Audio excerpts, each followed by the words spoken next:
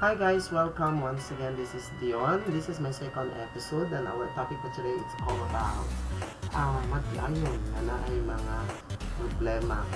Ang asawa ba na nga ang ilang mga banag-asawa po na ay iya nga lain. Ayun, so muna atong hisgutan or pagahisgutan karon. Wala ko kasabot pasabta ko nga nung pinanglanon man yun nga mangita paglain na unta naman may mga banang asawa. Alasa, nanglanon juday na. So, luoy kayo sa punto ba nga ikaw asawa ka, bana ka, di panitabutan ka, nga sugtun ka sa imong bana or gisugot nimo ang imong bana sa dihang uyab pa mo, sa dihang naminyo na mo, ang nahitabo, nangita pagiduglain. So, sakit siya sa punto hunahunahon. Pero ang ako alang, ang dili na ko masabtan, nga nung kinanglan pa man nato silang gukdon. Dili ka siguro nato kinanglan gukdon, uy, hala no? Kungot-kungot. Magukod pa rin ang mga tao na gana. Sa to ka, mura bag ipugos ni mong imong kagalingon. Di ba pwede it's a time for you to shine. Para kinanglan mo panuduto ng imong kinabuhi. Sa punto nga, magpagwapa ka. Una. Magpagwapa o magpagwapo ka. Concentrate sa imong mga anak, wala magandang anak. At the same time, have a good job, may trabaho.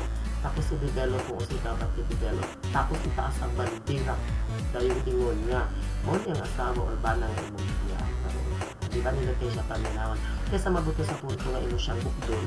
Tapos mabuto ka sa punto nga magigaway na ka, mabuto sa physical nga pasakitay, naman na i-post ka sa video nga na ay mga third party nga gipang kulakag, gipang bunog sa mga asawa or sa bana ba.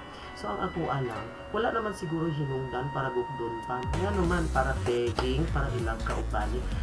Actually, kung ato magaling na siyang buhaton, di masana siya assurance nga once na magbalik mo, ang same feeling ba, ang imong huna-huna, kapag hapon, dili ba kahana na ang mga doubts and all.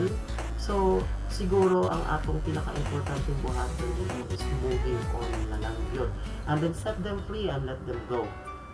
Muna siya giingon nga, time na sad para nimo nga mo shine.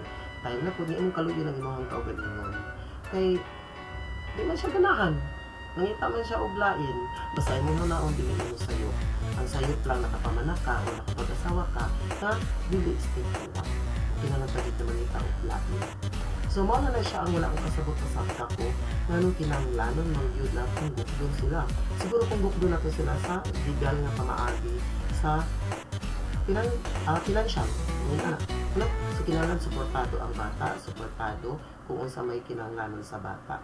Pero kung ingon nga gugma mo ay gukod, haler, ayaw na oy, halasak, kangut-ngut na baan na oy. So, mo na siya mga beshi, dapat atong nahunaon. Nga, sige na ko butang sa kung alimpatakan ba.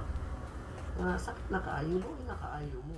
Pangita og lain, mas higit pa sa Tagalog pa. So, kana mas gwapo, gwapa pa. Kasi sa kalimti, ato ka gym, pagwapo ka, pagwapa ka, kanang kang makita niya ba nga nausab ka sa panahon nga nawala na siya. Ayon. So, daghang kayong salamat sa pagtanaw. Ayaw kalimot og subscribe and like and then share. Thank you. At ang part 2 ani nga topic. Mati ayon nga na ay problem. Bye-bye.